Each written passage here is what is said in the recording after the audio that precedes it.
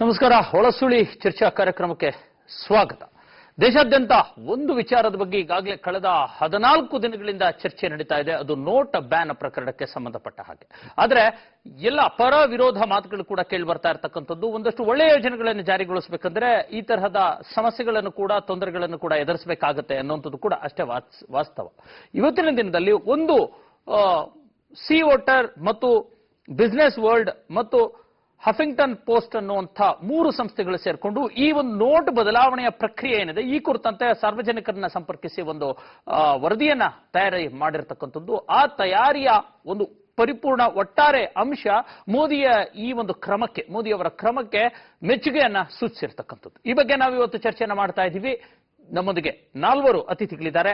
ನಾನು ಅತಿಥಿಗಳನ್ನ ಸ್ವಾಗತ ಮಾಡ್ತೇನೆ. ಮೊದಲನೇದಾಗಿ FKCCಯ ಮಾಜಿ ಅಧ್ಯಕ್ಷರಾಗಿರ್ತಕ್ಕಂಥ ಮುರಳೀಧರ್ ಅವರಿದ್ದಾರೆ. ಸರ್, ಕಾರ್ಯಕ್ರಮಕ್ಕೆ ಸ್ವಾಗತ. ನಮಸ್ಕಾರ. ಸಾಮಾಜಿಕ ಹೋರಾಟಗಾರರಾಗಿರ್ತಕ್ಕಂಥ ಸುಮಿತ್ರಾ ಅಯ್ಯಂಗಾರ್ ಅವರು ನಮ್ಮೊಂದಿಗೆ ಇದ್ದಾರೆ. ಸುಮಿತ್ರಾ ಅಯ್ಯಂಗಾರ್ ಅವರಿಗೆ ಸ್ವಾಗತ. ಜೊತೆಗೆ ತೆರಿಗೆ ಸಲಹಾಗಾರರಾಗಿರ್ತಕ್ಕಂಥ ಕಾಶಿನಾಥ್ ಅವರು ಇದ್ದಾರೆ. ಕಾಶಿನಾಥ್ ಅವರು ನಮಸ್ಕಾರ. ಓಕೆ. ನಮ್ಮೊಂದಿಗೆ ಬೆಳಗಾವಿ ವಿಧಾನಸಭಾ ಅಧಿವೇಶನ ನಡೀತಾ ಇದೆ. ವಿಧಾನ ಪರಿಷತ್ತು ಅಧಿವೇಶನ ನಡೀತಾ ಇದೆ. ಅಲ್ಲೂ ಕೂಡ ನೋಟ್ ಬ್ಯಾನ್ ನ ವಿಚಾರ ಇವತ್ತು ಸಾಕಷ್ಟು ಗದ್ದಲ ಮಾಡಿದೆ. ಸಂಸತ್ ಅಧಿವೇಶನದಲ್ಲೂ ಗದ್ದಲ ಮಾಡಿದೆ. ವಿಧಾನಸಭೆ ಅಧಿವೇಶನದಲ್ಲೂ ಕೂಡ ಈ ವಿಚಾರ ಗದ್ದಲಕ್ಕೆ ಈಡಾಗಿದೆ. ಈ ಕುರಿತಂತೆ ನಮ್ಮೊಂದಿಗೆ ಮಾತಾಡಲಿಕ್ಕೆ ಬೆಳಗಾವಿಯಿಂದ ಸೆಷನ್ ಅಟೆಂಡ್ ಮಾಡ್ತಾ ಇರ್ತಕ್ಕಂಥ ವಿಧಾನ ಪರಿಷತ್ ಸದಸ್ಯೆ ತಾರಾ ಅನುರಾಧ ಅವರು ನಮ್ಮೊಂದಿಗೆ ಇದ್ದಾರೆ. ತಾರಾ ಅವರೇ, ಮೇಡಮ್ ನಮಸ್ಕಾರ.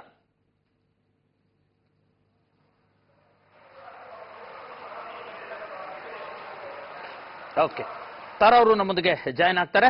ನಾನು ಬಹಳ ಪ್ರಮುಖವಾಗಿ ಒಂದು ಮಾತನ್ನ ಪ್ರಸ್ತಾಪ ಮಾಡಿದೆ. 3 ಸಂಸ್ಥೆಗಳು, ಸಿ ವೋಟರ್ ಮತ್ತು ಬಿಸಿನೆಸ್ ವರ್ಲ್ಡ್ ಅಲ್ಲದೆ ಹಫಿಂಗ್ಟನ್ ಪೋಸ್ಟ್ ಅನ್ನುವಂಥ 3 ಸಂಸ್ಥೆಗಳು ಸೇರಿಸಿ ಒಂದು ಸರ್ವೆ ಮಾಡಿರ್ತಕ್ಕಂಥದ್ದು. ಆ ಸರ್ವೆ ಪ್ರಕಾರ 85% ಜನ ಮೋದಿಯವರ ಈ ಒಂದು ಕ್ರಮದ ಪರವಾಗಿ ಇದ್ದಾರೆ, ವೋಟ್ ಹಾಕಿದ್ದಾರೆ ಅನ್ನೋಂಥದ್ದು. ಎಲ್ಲಾ ವರ್ಗದ, ಎಲ್ಲಾ ರಾಜ್ಯದ ಜನರನ್ನು ಕೂಡ ಅವರು ಕಾಂಟ್ಯಾಕ್ಟ್ ಮಾಡಿ ಸರ್ವೆಯಲ್ಲಿ ಭಾಗಿಯಾಗಿರ್ತಕ್ಕಂಥದ್ದು. ಈ ಬಗ್ಗೆ ನಾನು ಒಪಿನಿಯನ್ ಪಡ್ಕೊಳ್ತೀನಿ. ಸರ್, ಏನ್ ಹೇಳ್ತೀರಾ? ಈ ಬಗ್ಗೆ ಸಾಕಷ್ಟು ಚರ್ಚೆ ಆಗ್ತಾ ಇದೆ. ಈ ಒಂದು ಕ್ರಮ ಏನಿದೆ ಅದು ಒಳ್ಳೆಯದು, ಸರಿ ಅಂತ ಬಂದಿದೆ. ಏನ್ ಹೇಳ್ತೀರಿ ತಾವು? ನನಗೆ ಅದು ಕೇಳ್ಬಿಟ್ಟು ತುಂಬಾ ಆಶ್ಚರ್ಯ ಆಗ್ತಾ ಇದೆ. ಯಾಕಂದ್ರೆ ಮೋದಿ ಅವರು 8ನೇ ತಾರೀಕು ನವೆಂಬರ್ ಸಂಜೆ 8 ಗಂಟೆಗೆ ಅವರು ನ್ಯಾಷನಲ್ ಟಿವಿಯಲ್ಲಿ ಬಂದು ಇದರ ಬಗ್ಗೆ ಪ್ರಸ್ತಾವ ಮಾಡಿದಾಗ ಅದು 9 ಗಂಟೆಗೆ ತಿರ್ಗಾ 8:15, 8:45ಗೆ ಆಂಗ್ಲದಲ್ಲಿ ಮಾಡಿದಾಗ ನಮಗಂತೂ ಒಂದು ಶಾಕಿಂಗ್ ನ್ಯೂಸ್ ಅಂತ ಅನ್ಸುತ್ತು. ಇದು ಖಂಡಿತವಾಗಿ ದೇಶಕ್ಕೆ ಒಳ್ಳೆಯದು ಅಂತ ಅವಾಗ ಅನ್ಸುತ್ತು.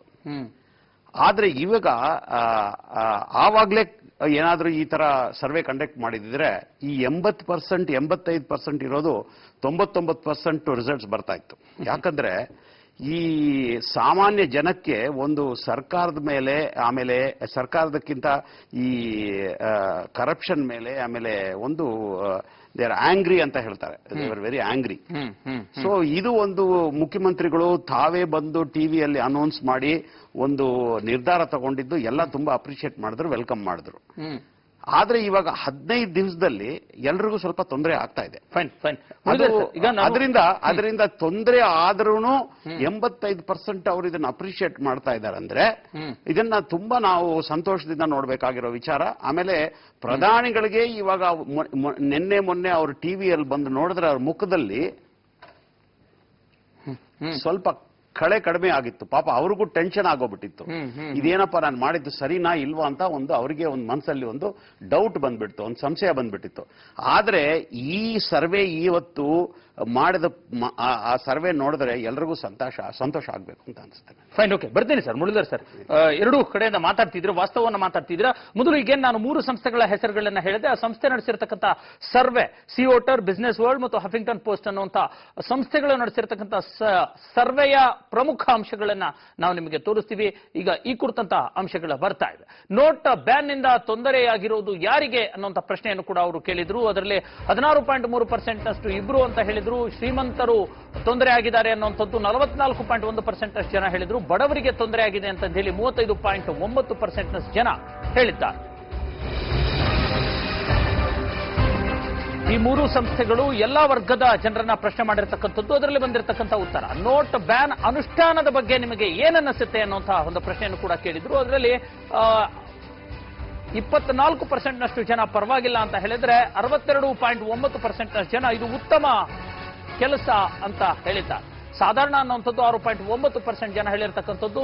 ಏನೇನೂ ಇಲ್ಲ ಅಂತಂದಿಲ್ಲ 5.6% ಜನ ಹೇಳಿದ್ದಾರೆ. ಈ ಬಗ್ಗೆ ನಮಗೆ ಗೊತ್ತಿಲ್ಲ ಸ್ವಾಮಿ ಅಂತೇಳಿ 0.7% ಜನನೂ ಕೂಡ ಹೇಳಿದ್ದಾರೆ.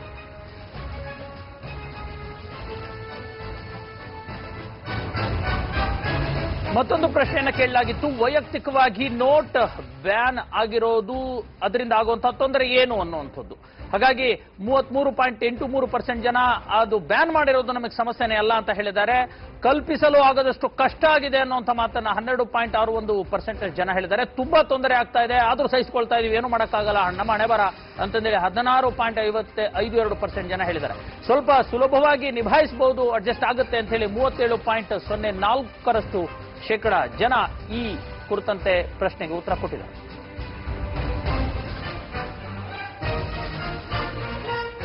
ಬಹಳ ಪ್ರಮುಖ ಪ್ರಶ್ನೆ ಇದು.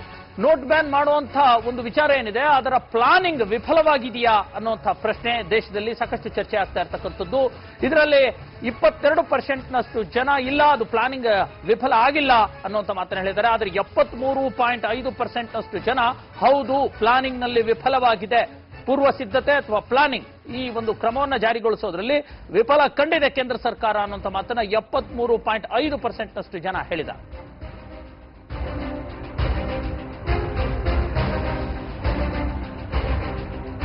ಮತ್ತೊಂದು ಪ್ರಶ್ನೆ, ಈಗಾಗಲೇ ಪ್ರತಿಪಕ್ಷಗಳು ಪ್ರೊಟೆಸ್ಟ್ ಮಾಡ್ತಾ ಇರ್ತಕ್ಕಂಥದ್ದು. ಹಾಗಾಗಿ ಪ್ರತಿಪಕ್ಷಗಳ ಒತ್ತಡದಿಂದ ನಿಷೇಧ ವಾಪಸ್ ಪಡೆಯುತ್ತಾರಾ ಅನ್ನುವಂಥದ್ದು. ಅದರಲ್ಲಿ ಈಗಾಗಲೇ 10% ಜನ ತಮಗೇನು ಗೊತ್ತಿಲ್ಲ ಅಂತ ಹೇಳಿದ್ರೆ ಮೋದಿಗೆ ಬೆಂಬಲ ಹೆಚ್ಚುತ್ತೆ ಇದರಿಂದ ಅಂತಂದೇಳಿ 17.7% ಜನ ಹೇಳಿದ್ದಾರೆ. ಮೋದಿಗೆ ಬೆಂಬಲ ಕುಗ್ಗಬಹುದು ಅನ್ನುವಂಥದ್ದು ಹೆಚ್ಚು % ಹೇಳಿರ್ತಕ್ಕಂಥದ್ದು ನಾವು ಕೆಂಪು ಪಟ್ಟಿಯಲ್ಲಿ ತೋರಿಸ್ತಾ ಇದ್ದೀವಿ. ಅಂಥ ಪರಿಣಾಮ ಏನೂ ಆಗಲ್ಲ ಅನ್ನೋಂಥ ಮಾತನ್ನ ಒಂದು 10.6% ಜನ ಹೇಳಿದ್ದಾರೆ. ಹೆಚ್ಚುವರಿ ಸುಮಾರು 58ಕ್ಕೂ ಹೆಚ್ಚು %, 61.6% ಜನ ಮೋದಿಗೆ ಬೆಂಬಲ ಕುಗ್ಗಬಹುದು ಈ ಒಂದು ಕ್ರಮದಿಂದ ಅನ್ನುವಂಥ ಉತ್ತರವನ್ನ ಕೊಟ್ಟಿದ್ದಾರೆ.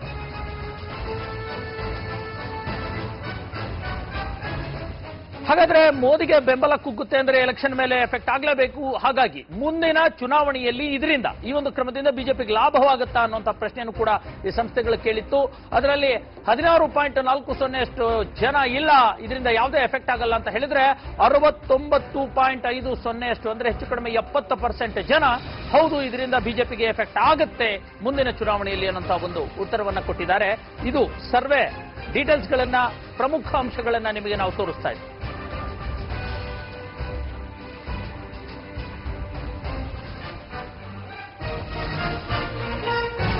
ಮೋದಿಯವರ ಈ ಒಂದು ಕ್ರಮ, ಕಪ್ಪು ಹಣ ಒಂದು ನಿರ್ನಾಮ ಮಾಡಲಿಕ್ಕೆ ಮಾಡಿರ್ತಕ್ಕಂಥ ಕ್ರಮ ಪಕ್ಷಗಳ ಪ್ರಚಾರದ ಹಣದ ತೊಂದರೆಯಾಗುತ್ತಾ ಅನ್ನುವಂಥದ್ದು. ಹಾಗಾದ್ರೆ ತುಂಬಾ ಪರಿಣಾಮವಾಗುವುದು ಯಾರ ಮೇಲೆ ಅನ್ನುವಂಥ ಪ್ರಶ್ನೆಯನ್ನು ಕೂಡ ಕೇಳಿತ್ತು. ಪಕ್ಷವಾರು ಪ್ರಶ್ನೆಯನ್ನು ಕೇಳಿತ್ತು. 19%ನಷ್ಟು ಇದು ಎಫೆಕ್ಟ್ ಆಗುತ್ತೆ ಕಾಂಗ್ರೆಸ್ಗೆ ಅನ್ನುವಂಥದ್ದು, ಬಿಜೆಪಿಗೆ 10.4% ಎಫೆಕ್ಟ್ ಆಗುತ್ತೆ ಅನ್ನುವಂಥದ್ದು, ಇತರೆ ಪಕ್ಷಗಳಿಗೂ ಕೂಡ 10.7% ಎಫೆಕ್ಟ್ ಆಗುತ್ತೆ ಅಂತ. ಎಲ್ಲಾ ಪಕ್ಷಗಳಿಗೂ 8.5% ಎಫೆಕ್ಟ್ ಆಗುತ್ತೆ. ಆದರೆ 7.5%ನಷ್ಟು ಜನ ಉತ್ತರ ಕೊಟ್ಟಿರ್ತಕ್ಕಂಥದ್ದು ಯಾರಿಗೂ ತೊಂದರೆ ಆಗಲ್ಲ ಅನ್ನುವಂಥ ಒಂದು ಮಾತನ್ನ ಹೇಳಿದ್ದಾರೆ. ಆದರೆ ಕಾಂಗ್ರೆಸ್ಗೆ ಇದರಿಂದ ಕಪ್ಪು ಹಣದಿಂದ ಬ್ಯಾನ್ ಮಾಡಿರೋದ್ರಿಂದ 19% ಎಫೆಕ್ಟ್ ಆಗುತ್ತೆ, ಬಿಜೆಪಿಗೆ 10.4% ಎಫೆಕ್ಟ್ ಆಗುತ್ತೆ ಅಂತ ಉತ್ತರ. ಕೊನೆಯ ಪ್ರಶ್ನೆ, ನೋಟ್ ಬ್ಯಾನ್ ಬಗ್ಗೆ ಒಟ್ಟಾರೆ ನಿಮ್ಮ ಅಭಿಪ್ರಾಯ ಏನು ಅನ್ನುವಂಥದ್ದು ಸಾರ್ವಜನಿಕರಿಗೆ ಅವರು ಕೇಳಿ. ಅದರಲ್ಲಿ ಒಳ್ಳೆಯ ಕ್ರಮ, ಆದರೆ ಅನುಷ್ಠಾನದಲ್ಲಿ ವೈಫಲ್ಯ ಕಂಡಿದೆ ಅನ್ನುವಂಥ ಮಾತನ್ನ 27.40% ಜನ ಇದಕ್ಕೆ ಉತ್ತರ ಕೊಟ್ಟಿದ್ದಾರೆ. ಒಳ್ಳೆಯ ಕ್ರಮ ಮತ್ತು ಅಷ್ಟೇ ಉತ್ತಮ ಅನುಷ್ಠಾನ ಅನ್ನುವಂಥ ಮಾತನ್ನು ಕೂಡ 66.30% ಜನ ಹೇಳಿದ್ದಾರೆ. ಈ ಬಗ್ಗೆ ಗೊತ್ತೇ ಇಲ್ಲ ಸ್ವಾಮಿ ನಮಗೆ, ನಾವೆಲ್ಲ ಹಳ್ಳಿಯಾಗಿರೋರು, ನಾವು ವಿದ್ಯಾವಂತರಲ್ಲ ಅಂತ ಹೇಳಿರ್ತಕ್ಕಂಥವ್ರು ಕೂಡ 1.5% ಜನ ಇದ್ದಾರೆ.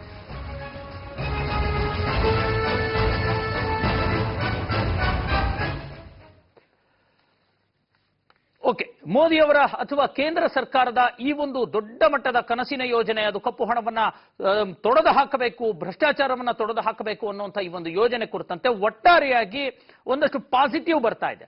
ಒಂದು ಮಾತು ಬರ್ತಾ ಇದೆ, ಅನುಷ್ಠಾನದಲ್ಲಿ ಎಲ್ಲೋ ಒಂಚೂರು ಎಡವಟ್ಟಾಗ್ತಾ ಇದೆ ಅನ್ನುವಂಥದ್ದು. ಆದರೆ ಯೋಜನೆ ಅಥವಾ ಅದರ ಉದ್ದೇಶ, ಗುರಿ ಉದ್ದೇಶ ಒಳ್ಳೆಯದು ಅನ್ನುವಂಥದ್ದೇ ಸಾಕಷ್ಟು ಹೆಚ್ಚು ಜನರಿಂದ ಅಭಿಪ್ರಾಯ ವ್ಯಕ್ತವಾಗ್ತಾ ಇರ್ತಕ್ಕಂಥದ್ದು. ಈ ಬಗ್ಗೆ ನಾವು ಚರ್ಚೆ ಮಾಡ್ತಾ ಇದ್ದೀವಿ. ಬನ್ನಿ, ಈ ಬಗ್ಗೆ ಮಾತಾಡ್ಲಿಕ್ಕೆ ಬೆಳಗಾವಿಯಿಂದ ತಾರಾ ಅನುರಾಧ ಅವರು ಇದ್ದಾರೆ, ವಿಧಾನ ಪರಿಷತ್ ಸದಸ್ಯರು. ಮೇಡಮ್ ನಮಸ್ಕಾರ. ತಾರಾ ಅವರೇ, ಏನ್ ಹೇಳ್ತೀರಾ ಈ ಸರ್ವೆಯ ರಿಪೋರ್ಟ್ ಕುರಿತಂತೆ? ಮೊದಲನೇದಾಗಿ ನಮಸ್ಕಾರ. ಈ ರಿಪೋರ್ಟಿನ ಸರ್ವೆ ಬಗ್ಗೆ ನೀವು ಮೊದಲು ಪಾಸಿಟಿವ್ ಆಗಿರೋದು ನನಗೆ ತುಂಬಾ ಖುಷಿ ಅನಿಸಿದೆ. ಯಾಕಂದ್ರೆ ನನಗೆ ಗೊತ್ತಿರೋ ಪ್ರಕಾರ ಈ ದೇಶದ ಪ್ರಜೆಗಳಲ್ಲಿ 85% 1.1 ಅಥವಾ 87.1 ಇಂದ ಹೆಚ್ಚಾಗಿ ಜನ ಇದನ್ನ ಸ್ವಾಗತ ಮಾಡಿದ್ದಾರೆ. ಕಪ್ಪು ಹಣನ ನಿಯಂತ್ರಣ ಮಾಡೋದ್ರಲ್ಲಿ ಮತ್ತು ಒಂದು ದೊಡ್ಡ ಬದಲಾವಣೆ ದೇಶದಲ್ಲಿ ಆರ್ಥಿಕವಾಗಿ ಕಾಣೋ ದೃಷ್ಟಿಯಲ್ಲಿ ಕೂಡ ಇದನ್ನ ನಾವು ಸ್ವಾಗತ ಮಾಡ್ತೀವಿ ಅಂತ ಹೇಳಿ ಸ್ವಾಗತಿಸಿದ್ದಾರೆ. ಅದು ದೇಶದ ಜನತೆ, ಯಾಕಂದ್ರೆ ಪ್ರಜಾಪ್ರಭುತ್ವದಿಂದನೇ ಇವತ್ತು ಸರ್ಕಾರ, ಈ ಪ್ರಜಾಪ್ರಭುತ್ವ ಸರ್ಕಾರ ಪ್ರಜೆಗಳನ್ನು ಒಪ್ಪಿಕೊಂಡ ಮೇಲೆ, ಪ್ರಜೆಗಳೇ ಪ್ರಭುಗಳಾದ ಮೇಲೆ, ಅವರು ಒಪ್ಪಿಕೊಂಡ ಮೇಲೆ ನಮ್ದೇನು ಇರೋದಿಲ್ಲ ಅಂತ ಹೇಳೋದಕ್ಕೆ ಇದೊಂದು ಸಾಕ್ಷಿ ಆಗ್ತದೆ. ಅದರಿಂದ ನನಗನ್ಸುತ್ತೆ ಇದು ಒಳ್ಳೆಯ ಯೋಜನೆ ಅಂತ ಅನಿಸ್ತದೆಪ್ಪ. ಓಕೆ ಮೇಡಮ್, ಒಂದು ಪುಟ್ಟ ಖಂಡಿತ ಯೋಜನೆ ಒಳ್ಳೆಯದೇ. ಸಾಕಷ್ಟು ಜನ ಇದಕ್ಕೆ ಮೋದಿಗೆ ಬೆಂಬಲವಾಗಿ ನಿಂತಿರ್ತಕ್ಕಂಥದ್ದು, ಪ್ರಧಾನಿಯವರ ಈ ಒಂದು ಕ್ರಮಕ್ಕೆ ಬೆನ್ನು ತಟ್ತಾ ಇದ್ದಾರೆ. ಆದ್ರೆ ಅನುಷ್ಠಾನದಲ್ಲಿ ವಿಫಲತೆ ಕಾಣ್ತಾ ಇದೆ ಅನ್ನುವಂಥದ್ದು ಕೂಡ ಹೆಚ್ಚು ಮಟ್ಟದಲ್ಲಿ ವಿರೋಧ ಕೇಳಿ ಬರ್ತಾ ಇದೆ. ಈ ಬಗ್ಗೆ ಮೇಡಮ್? ಇಲ್ಲ, ಅನುಷ್ಠಾನ ಅಂದಾಗ ಯಾವುದೇ ಒಂದು ಬದಲಾವಣೆ, ಒಂದು ಕ್ರಾಂತಿ ದಿಢೀರಂತ ಆದಾಗ್ಲೇನೆ ನಮ್ಗೆ ಕ್ರಾಂತಿ ಅಂತ ಅನ್ಸೋದು. ಚಾಣಕ್ಯ ನೀತಿಯಲ್ಲೂ ಹೇಳ್ತಾರೆ, ಒಬ್ಬ ಮಹಾರಾಜ ಪ್ರಜೆಗಳಿಗೆ ಅವನು ಚಿಂತನೆ ಮಾಡಬೇಕು, ಅವನ ಯೋಜನೆಗಳನ್ನ, ಅವನ ಜೀವನವನ್ನ ರೂಪಿಸಿಕೊಳ್ಳುವಾಗೆ ಮಾಡುವವನೇ ಒಬ್ಬ ರಾಜ ಅಂತ ಹೇಳಿ. ಅದರಿಂದ ಆ ಚಾಣಕ್ಯ ನೀತಿಯನ್ನ ಮೋದಿಯವರು ಬಹಳ ಚೆನ್ನಾಗಿ ಬಳಸಿದ್ದಾರೆ ಅನ್ಸುತ್ತೆ. ಇದನ್ನ ನಾವು ಮೊದಲೇ ನೋಟಿನ ಬದಲಾವಣೆಗಳಾಗ್ತಾ ಇದಾವೆ, ನಾವು ಮೊದಲೇ ಚೇಂಜ್ ಮಾಡ್ತಾ ಇದೀವಿ, ಒಂದು ತಿಂಗಳ ಒಳಗಡೆ ನೀವೆಲ್ಲ ಅದರೆಲ್ಲ ಸಮಯನೆಲ್ಲ ಕೊಟ್ಟು ಮಾಡಿದ್ದಿದ್ರೆ ಈ ತರದ ಕಪ್ಪು ಹಣ ತಡೆಗಳಿಗೆ, ಮತ್ತು ಯಾರು ಹಣವನ್ನ ಬೇನಾಮಿಯಾಗಿ ಮನೆಯಲ್ಲಿ ಕೂಡಿಟ್ಟಿದ್ದಾರೆ, ಯಾರು ಆ ಹಣಕ್ಕೆ ಟ್ಯಾಕ್ಸ್ ಕಟ್ಟೋದಿಲ್ಲ, ಯಾರು ಹಣಕ್ಕೆ ಲೆಕ್ಕ ತೋರಿಸೋದಿಲ್ಲ, ಅವರು ಸರಿಯಾಗಿ ಅವರು ಬೇಕಾಗಿರೋ ರೀತಿ ಈಗಲೇ ನಾವು ರಂಗೋಲೆ ಹಾಕಿ ಇದು ಒಳ್ಳೇದು ಮಾಡ್ತಾ ಇದ್ದೇವೆ ಅಂತ ಸಾರಿಸಿ ರಂಗೋಲೆ ಹಾಕಿದ್ರು ಕೂಡ ಅದರ ಕೆಳಗೆ ತೂರಿ ಕೂಡ ತಮ್ಮ ಕಪ್ಪು ಹಣವನ್ನ ಬಿಳಿ ಮಾಡ್ಕೊಳ್ಳೋಕೆ ಬಹಳಷ್ಟು ಜನ ಹೊರಟಿದ್ದಾರೆ ಅನ್ನೋದು ನಮಗೆಲ್ರಿಗೂ ಗೊತ್ತಿರುವಂತ ವಿಚಾರ. ಇಂತಹ ಸಮಯದಲ್ಲಿ ಈ ತರ ಒಂದು ಅವ್ರು ಮಾಡಿದ್ದೇ ಸರಿ ಅಂತ ನಾನು ವಾದ ಮಾಡೋದಕ್ಕಿಂತ ಅವ್ರು ಮಾಡಿದ್ದು ಸರಿ ಅಂತ ಹೇಳುವುದು ನನ್ನ ಭಾವನೆ. ಅದು ನನ್ನ ವೈಯಕ್ತಿಕ ಭಾವನೆ ಅಷ್ಟೇ ಅಲ್ಲ, ಬಹಳಷ್ಟು ಜನರ ಪ್ರಜೆಗಳ ಭಾವನೆ ಕೂಡ ಇದೇ ಆಗಿದೆ ಅಂತ ಅನ್ನೋದು ನನ್ನ ಭಾವನೆ. ಓಕೆ ಫೈನ್ ತಾರಾ ಅವರೇ, ಖಂಡಿತ ಮೇಡಮ್ ಬರ್ತೀನಿ, ನಿಮ್ಮಿಂದ ನಾನು ಮತ್ತಷ್ಟು ಉತ್ತರವನ್ನ ಪಡ್ಕೊಳ್ತೇನೆ. ಪ್ರಶ್ನೆಗಳು ಕೂಡ ಸಾಕಷ್ಟಿದೆ. ಕಪ್ಪು ಹಣ ಅಂತಂದ್ರೇನು, ಕಪ್ಪು ಹಣ ಯಾವ ರೀತಿಯಲ್ಲಿದೆ, ಅದನ್ನ ಎಲ್ಲವನ್ನೂ ಕೂಡ ತರಕ್ಕೆ ಸಾಧ್ಯ ಆಗುತ್ತಾ, ಜೊತೆಗೆ ಈಗಿರ್ತಕ್ಕಂಥ ಕಪ್ಪು ಹಣ ಎಲ್ಲೆಲ್ಲಿ ಹೋಗಿದೆ, ಎಷ್ಟು ಹೋಗಿದೆ, ಇಲ್ಲಿ ಈ ಯೋಜನೆಯಿಂದ ಬರುವಂತಹ ಕಪ್ಪು ಹಣ ಎಷ್ಟು, ಇವೆಲ್ಲವೂ ಕೂಡ ಅಂಕಿ ಸಂಖ್ಯೆಗಳ ಪ್ರಶ್ನೆಗಳಿದೆ. ನಿಮ್ಮ ಹತ್ರ ಉತ್ತರನೂ ಇದೆ ಅಂತ ಅಂದ್ಕೊಳ್ತೀನಿ. ನಿಮ್ಮ ಹತ್ರ ಮತ್ತೆ ನಾನು ಬರ್ತೇನೆ. ಒಂದು ಪುಟ್ಟ ಬ್ರೇಕ್ ತೆಗೆದುಕೊಳ್ಳೋಣ, ಈ ಕುರಿತಂತ ಚರ್ಚೆನ ಮತ್ತೆ ಮುಂದುವರಿಸೋಣ.